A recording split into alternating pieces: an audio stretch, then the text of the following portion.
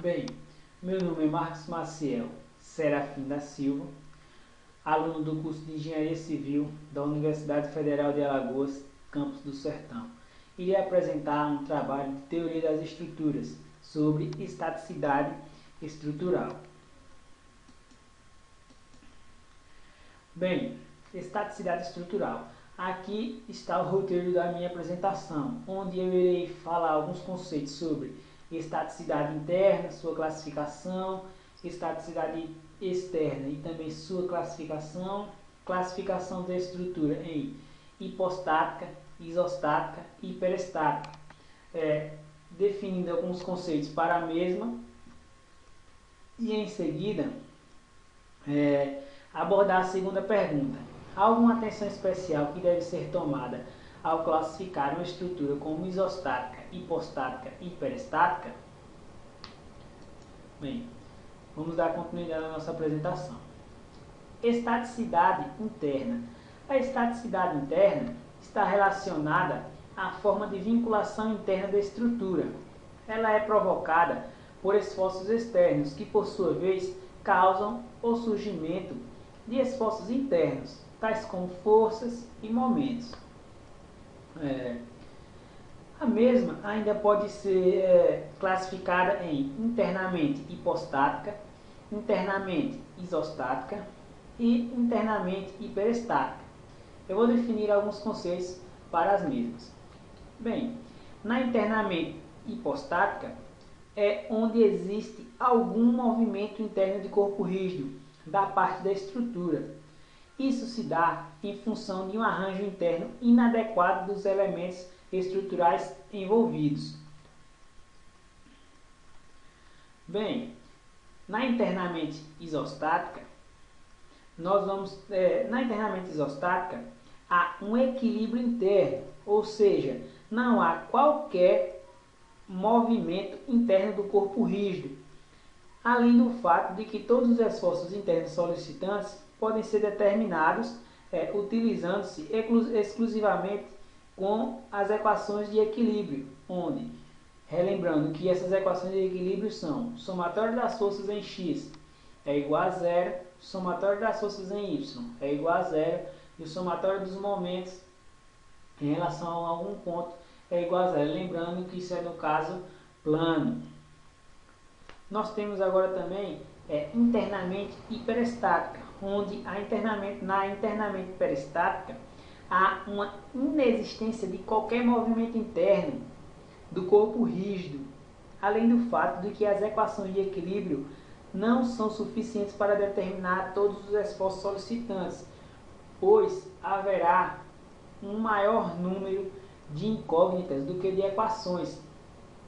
Na hiperestática, o número de equações vai ser igual ao número de incógnitas na isostática, e na hipostática o número de incógnitas é inferior ao número de equações. Bem, partindo agora para a próxima parte. Estaticidade externa. A estaticidade externa está relacionada à forma de vinculação externa da estrutura. Estruturas em equilíbrio externos são submetidas às forças externas que provocam os esforços externos, que por sua vez, esses esforços externos provocam também esforços internos que deverão ser resistidos pelo material da estrutura em estudo. A mesma pode ser classificada em externamente hipostática, externamente isostática e externamente hiperestática. Eu também irei falar alguns conceitos sobre esses três tipos de estaticidade externa. Mas, primeiramente, vou falar um pouco dessas figuras, onde eu tenho que essa figura é uma estrutura, onde nessa estrutura nós temos um engaste, que é um apoio de terceiro gênero. Na outra extremidade nós temos um apoio de segundo gênero, onde no apoio de terceiro gênero nós vamos ter restrição de todos os movimentos, ou seja, nós vamos ter uma reação vertical, uma reação horizontal e uma reação momento. Já no apoio de segundo gênero, nós vamos ter uma reação vertical, uma reação horizontal. Essas reações se dão devido à restrição do movimento em cada uma dessas reações. Bem, aqui ao lado nós temos uma figura que é tipo uma mesa, onde na mesma nós estamos aplicando uma compressão na parte de cima e na parte de baixo essa compressão está se transformando em tração. Bem, voltando para os conceitos de elasticidade externa, nós vamos definir as classificações da mesma. Bem, externamente hipostática. Na externamente hipostática existe pelo menos um dos movimentos do corpo rígido da estrutura como um todo. Isso se dá em função da distribuição inadequada dos elementos de apoio. Ou seja, vocês vão colocar, quem colocou os apoios numa estrutura hipostática está colocando menos apoio em relação às equações de equilíbrio.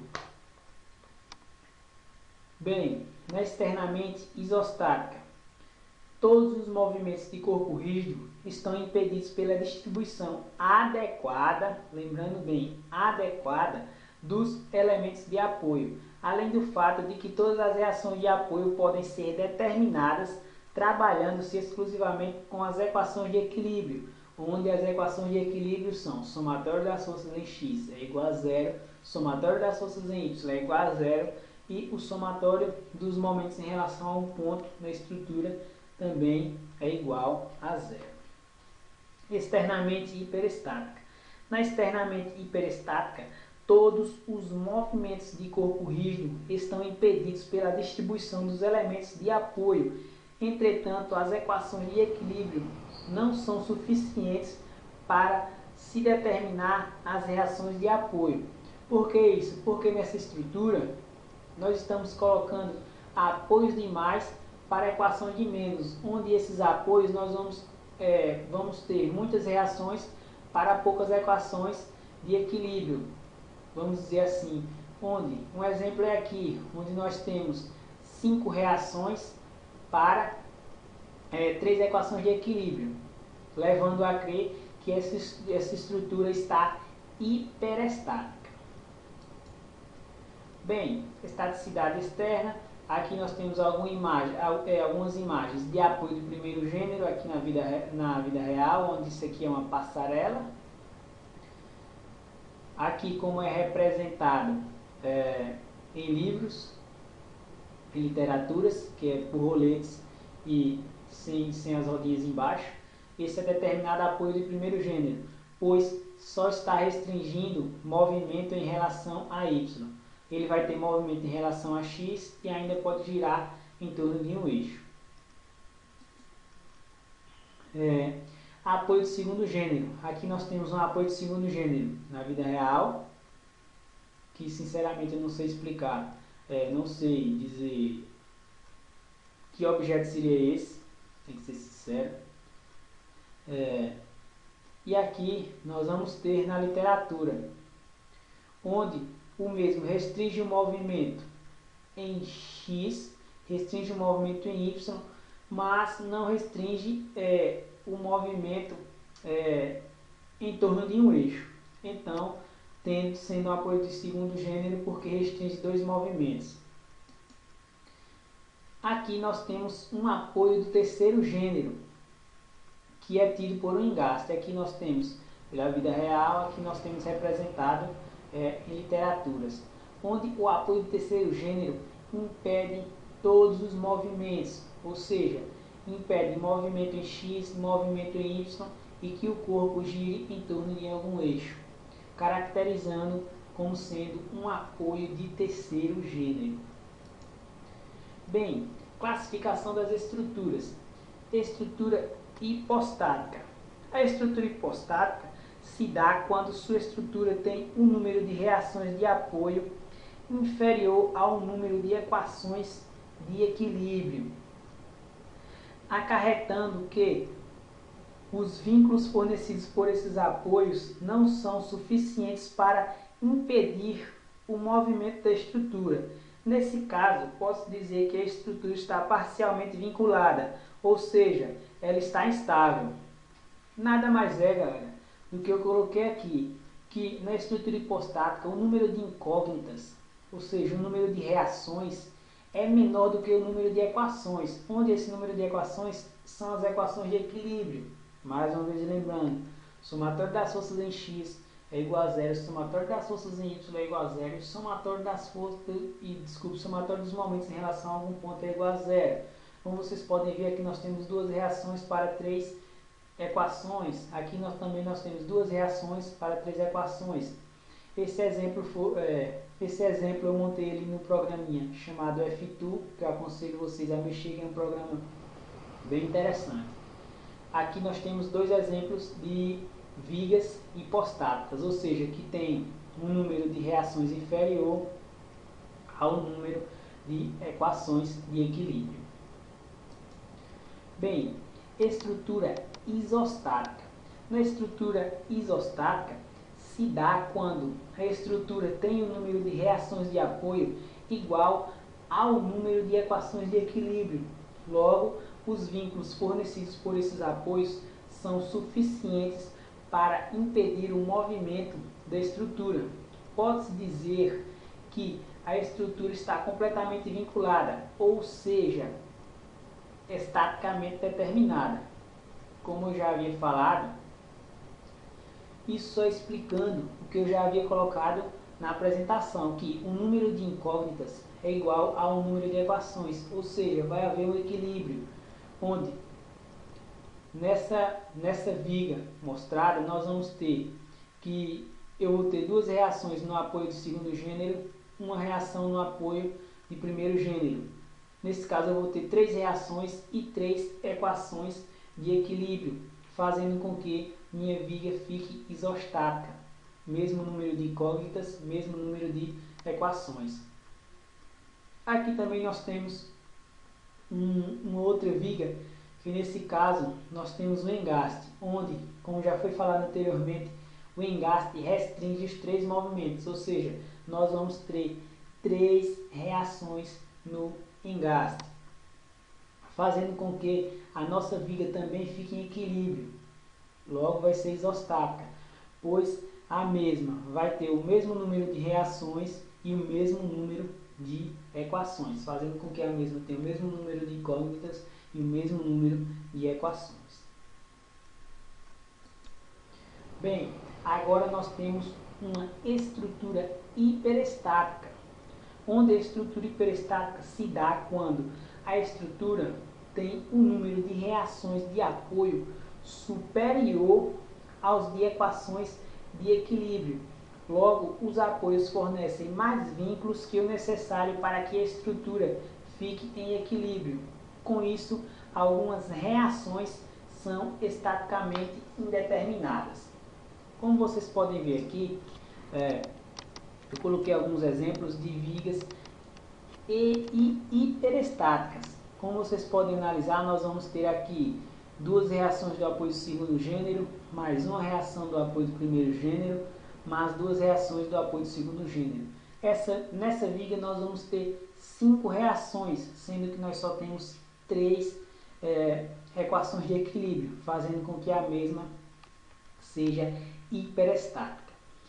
Já nesse segundo exemplo, nós temos uma viga com um engaste. Nós temos 3 reações, um apoio de segundo gênero com 2 reações e um apoio de primeiro gênero com uma reação, fazendo com que nossa viga tenha 6 reações para 3 equações de equilíbrio, fazendo com que a nossa viga fique hiperestática. Bem, falando da importância sobre você classificar uma estrutura como hiperestática, hipostática e isostática, é de grande importância para o engenheiro, uma vez que você vai trabalhar com variáveis de segurança e é de extrema importância você zelar pela vida de quem vai utilizar da estrutura que você fez. Por isso, eu acho de extrema importância essa classificação em isostática, hipostática e hiperestática, que no meu ver, a melhor forma de classificação é a isostática, uma vez que a viga estará em equilíbrio, ou seja, não só a viga, toda a estrutura estará em equilíbrio, fazendo com que todos os esforços externos, os esforços internos sejam calculados, fazendo com que a mesma seja calculado para todos os esforços que venham a existir na mesma. Por isso, eu acho de extrema importância essa classificação, lembrando mais uma vez que eu acho melhor a isostática, mas lembrando pelo coeficiente de segurança, a hiperestática seria bem interessante, uma vez que como na engenharia nós trabalhamos com, lembrando que na engenharia nós trabalhamos com coeficiente de segurança, a hiperestática poderia nos dar uma maior segurança, mas em compensação nos daria mais gastos. Então eu ainda ficaria com a isostática, que nós temos uma margem de segurança boa, em comparação com a hiperestática nós gastaríamos bem mais dinheiro ou material numa construção. Bem, é isso e obrigado pela atenção.